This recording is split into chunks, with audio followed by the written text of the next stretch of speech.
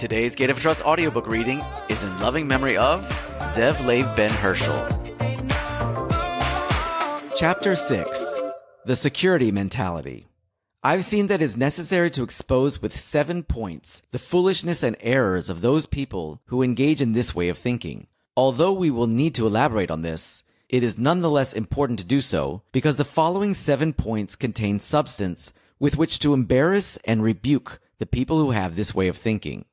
These people are called the sect of owners of security pledges.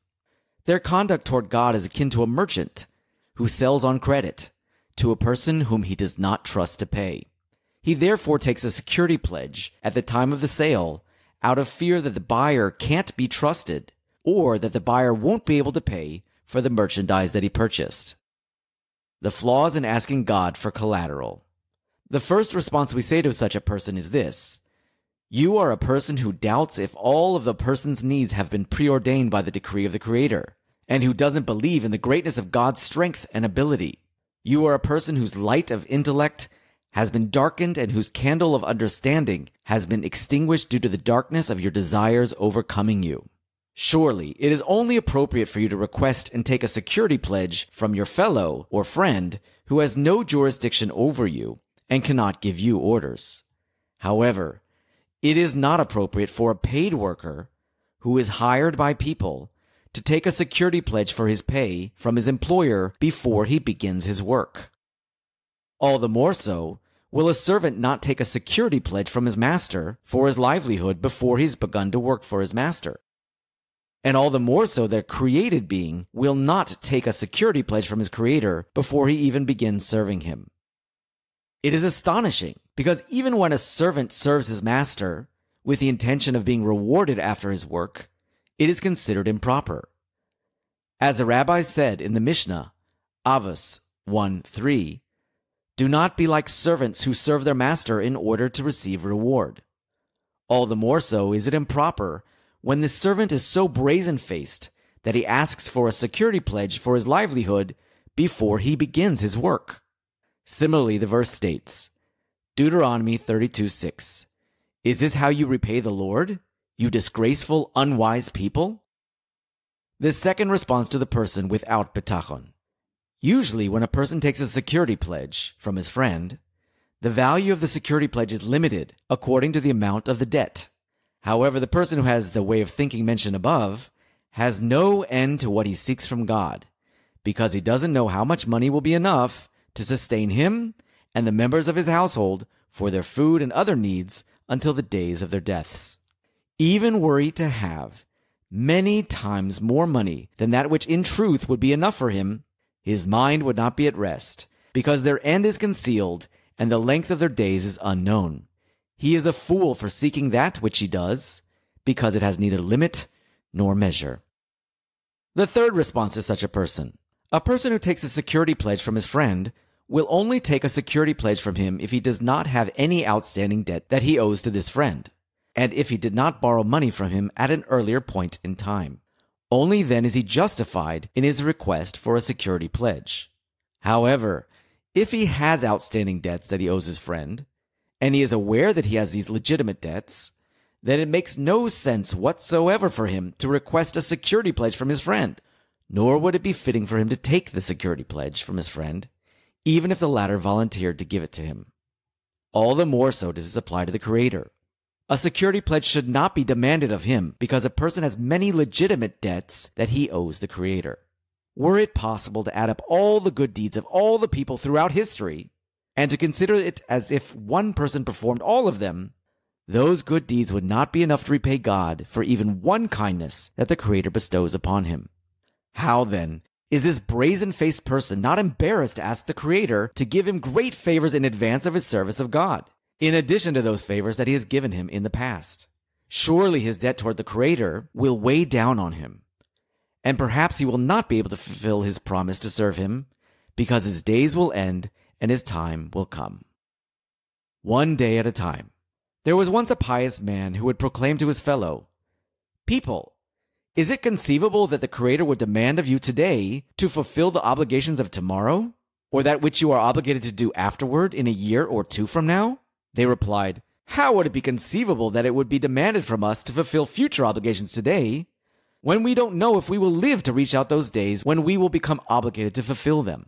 However, we can become obligated in a defined amount of service during the present time, and only when we reach the future time will we become obligated in the service of that time. The pious man said to them, "Similarly, the Creator, may he be blessed, has guaranteed your present sustenance for the present time, and in return, it is incumbent upon you to fulfill a set service of God. Just as he will never demand his service of you before its time, so too it is fitting that you have shame and refrain from asking for sustenance before its time arrives. Why then do I see you asking him for the sustenance of the years to come, when you don't even know if you will live until then? Furthermore, you even ask that he give you in advance the sustenance for your future wife and children to be, who haven't even been born yet. Additionally, you do not merely ask for food, but you ask for food as well as other excess desires for those times that are not yet known to you, the future, even though you are not guaranteed to still be alive during those times. Not only do you not serve him in lieu of his guarantee to provide for you in the future, you don't even make an accounting with yourself regarding that which you have ignored the service of God during the past days, during which he did not neglect to provide you fully with your sustenance." The fourth response to such a person who takes a security pledge from his friend does so for one of three reasons. 1. Out of concern that perhaps his friend will become poor and thus unable to pay his debt. 2. Out of concern that perhaps he will intentionally refuse to pay his debt. 3. Perhaps his friend will die or be unable to find him. The security pledge is widely considered to be a remedy for all three problems.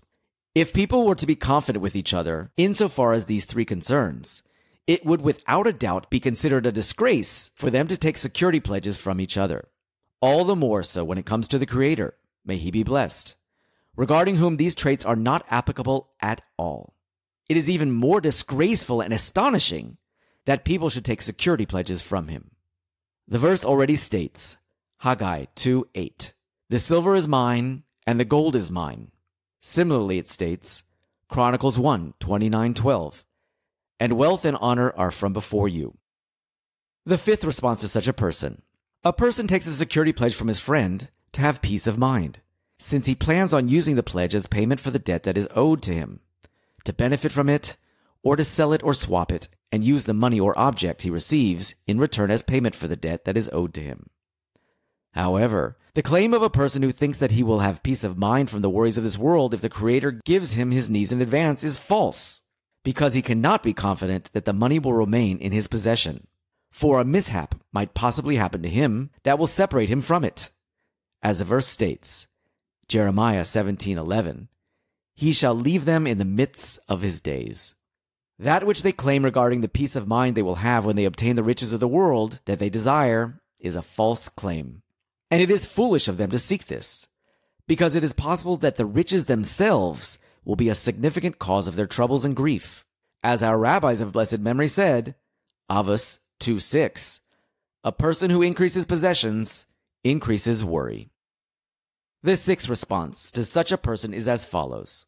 Were the person who is taking the security pledge from his friend sure that his friend will repay his debt before its due date, and would pay him double the amount that he owes him in return for his waiting, as a kindness towards him, then he would certainly never take the security pledge from him. And here we are speaking of the Creator, may he be blessed. We know of his good conduct with us and his abundant kindness to us, both recently as well as in the past, and that he repays us for our acts of charity and service with a reward that cannot be grasped by human intellect, and certainly cannot be articulated. As it is written, Isaiah 64:3, "No eye had ever seen God besides yours, what is prepared for him who waits for you." Since God's kindness to us is unlimited, it is even more of a disgrace if we were to take a security pledge from him. The seventh response to such a person who takes a security pledge from his friend, only takes the pledge if he is able to supply his friend with merchandise that corresponds to the value of the security pledge. However, a person who takes a security pledge from the Creator, may he be blessed, by requesting God's kindness in advance of fulfilling his obligations towards him, does not have the capability to repay with his service of God, because he is not even assured that he will be able to repay his old debts. All the more so that he can't be sure that he will be able to pay back the new debts. For even a righteous man would not be able to repay God for the good that he has bestowed upon him, were it not for God's helping him. As one of the pious men said in his praises of God, even the intellectual who knows you does not glory in his actions. Rather, he praises your name and your mercy, because you prepared his heart so that it be able to know you. For through you and your help, all the children of Israel will be found to be righteous and praised, saying, Psalms 44:9, We have gloried in God all day long, and we will forever praise your name.